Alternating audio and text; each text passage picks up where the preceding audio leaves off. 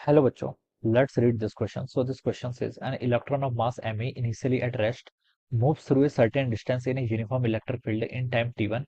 A proton of mass mp also initially at rest takes time t2 to move through an equal distance in this uniform electric field. Neglecting the effect of gravity, the ratio of t2 by t1 is nearly equal to. आपको क्या बताना है? Ratio बताना है t2 by t1 का. ठीक है, तो चलिए इस क्वेश्चन को स्टार्ट करते हैं.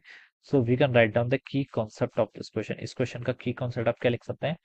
Neglecting the effect of gravity, the ratio T2 by T1 आपको यहाँ पर बताना है. ठीक है, ऑलराइट. तो एक्सेलरेशन लिख लीजिए या फिर फोर्स ऑन चार्ज पार्टिकल लिख लीजिए. क्या लिख लीजिए? फोर्स ऑन चार्ज पार्टिकल या फिर एक्सेलरेशन. दोनों ही क्या हो जाएंगे इस क्वेश्चन का की कॉन्सेप्ट. ठीक है बच्चों, देखिए इस क्वेश्चन को सॉल्व हम कैसे करेंगे.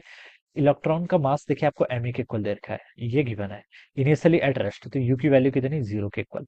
Moves through a certain distance in a uniform electric field in time टी1. ठीक है, इलेक्ट्रिक फील्ड मान लीजिए ई है, कितना टाइम लिया इसने? टी1 टाइम तक मूव कर रहा है. ठीक है, तो देखिए बच्चों इलेक्ट्रॉन पर फोर्स कितना लेगा? इलेक्ट्रॉन पर फोर्स देखिए, ग्रेविटी को यहाँ पर लिखा भी है कहीं पर, neglecting the effect of gravity, gravity को कंसिडर करो तो सिर्फ कौन सा फोर्स लेगा? इलेक्ट्रिक फोर्स लेगा. इलेक्ट्रिक फोर्स किसके इक्वल होता है? चार्ज इंटू ई के इक्वल. तो इलेक्ट्रॉन पर देखिए फोर्स मैं एफ ई से रिप्रेजेंट कर रहा हूँ, तो इलेक्ट्रॉन पर फोर्स कितना लेगा? F E equal to charge of electron कितना होता है? Minus E. ठीक है, और इलेक्ट्रिक फील्ड कितना है आपका? ई है. ठीक है, तो यहाँ से आप एक्सेलेशन निकाल लीजिए. एक्सेलेशन किसके इक्वल होता है? इलेक्ट्रॉन का एक्सेलेशन है तो ए ई लिख लेता हूँ सब्स्क्रिप्ट में. ई मतलब इलेक्ट्रॉन के लिए मैं बात कर रहा हूँ. ठीक है, किसके इक्वल होगा? फोर्स बाय मास, तो फोर्स आपका minus E E divided by mass of electron, ये आ जाएगा.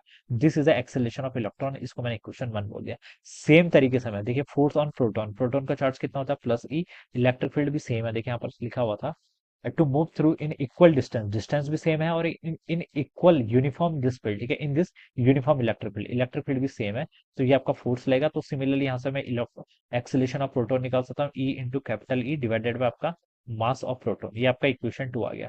तो एक्सेलेरेशन ऑफ इलेक्ट्रॉन भी निकाल दिया, एक्सेलरेशन ऑफ प्रोटॉन भी निकाल दिया. माइनस साइन तो सर ये बता रहे कि डायरेक्शन अपोजिट होगी दोनों की. ठीक है, मैग्नीट्यूड तो दोनों का ही सेम आएगा, सॉरी सेम मैग्नीट्यूड भी सेम नहीं आएगा, क्योंकि इलेक्ट्रॉन और प्रोटॉन का मास भी है ना, पर मास तो डिफरेंट होता है. ठीक है, तो मास वो भी सेम नहीं आएगा.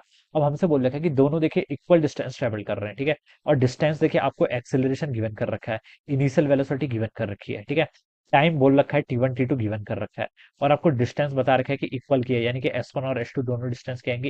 एस1 एस2 नहीं, एस ई एस पी बोल दीजिए, ये दोनों इक्वल है. तो बच्चों मैं क्या बता सकता हूँ, कौन सी क्वेश्चन यूज करना बेटर रहेगा? एस गिवन है, टाइम गिवन है, इनिशियल वेलोसिटी गिवन है, एक्सेलेरेशन गिवन है, तो आप बोलोगे sir S equal to UT plus half AT square, इस इक्वेशन का यूज करते हैं. ठीक है, अब एस दोनों के लिए सेम है, तो आप क्या कर लीजिए, देखिए यहाँ पर लिखा है ना इक्वल डिस्टेंस, क्वेश्चन में बोला गया, तो इन दोनों को आप सेम कर लीजिए. ठीक है, यूटी दोनों की इनिशियल वेलोसिटी जीरो है, क्वेश्चन में बोला गया. ठीक है, प्रोटॉन भी start from initially at rest, और इलेक्ट्रॉन भी इनिशियली एट रेस्ट बोला गया है, तो ये टर्म का कंट्रीब्यूशन जीरो हो जाएगा, सिर्फ ये टर्म बचेगी, और हाफ से आपका हाफ भी कैंसिल हो जाएगा.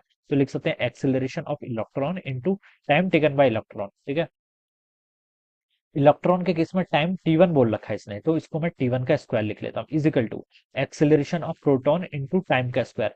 प्रोटॉन के केस में टाइम टी2 बोल रखा है इसने, तो टी2 का स्क्वायर, यहाँ पर मैं इसको ऐसे लिख सकता हूँ. ठीक है, अब मुझे बच्चों यहाँ पर से टी2 बाई टी1 बताना है. ठीक है, माइनस साइन मैंने बताया बच्चों, इसको आप ये सिर्फ डायरेक्शन बताता है. ठीक है, लेकिन हमें देखिए यहाँ पर क्या बताना है, टी2 बाई टी1 का रेशियो बताना है. ठीक है, तो हम इस माइनस साइन को क्या कर सकते हैं, मॉड ऑफ ए ई लिख लीजिए और मॉड ऑफ ए पी लिख लीजिए. ठीक है, माइनस साइन को कंसिडर मत कर लीजिए अब. ठीक है, तो ये कितना हो जाएगा, क्योंकि मुझे सिर्फ रेशियो बताना है. क्या बताना है? टाइम का रेशियो बताना है. ठीक है, अगर मुझसे यहाँ पर ये पूछा होता कि डायरेक्शन यहाँ पर इंपॉर्टेंट नहीं है, ठीक है, सिर्फ क्या आपको यहाँ पर रेशियो बताना है, तो यहाँ पर से ए ई कितना लिख सकते हैं, देखिए आप e times e divided by mass of electron into कितना हो जाएगा, टी1 का square is equal to acceleration of proton. देखिए इक्वेशन 2 से लिख लीजिए, a e divided by mass of proton into कितना आपका टी2 का स्क्वायर, ये इतना हो जाएगा.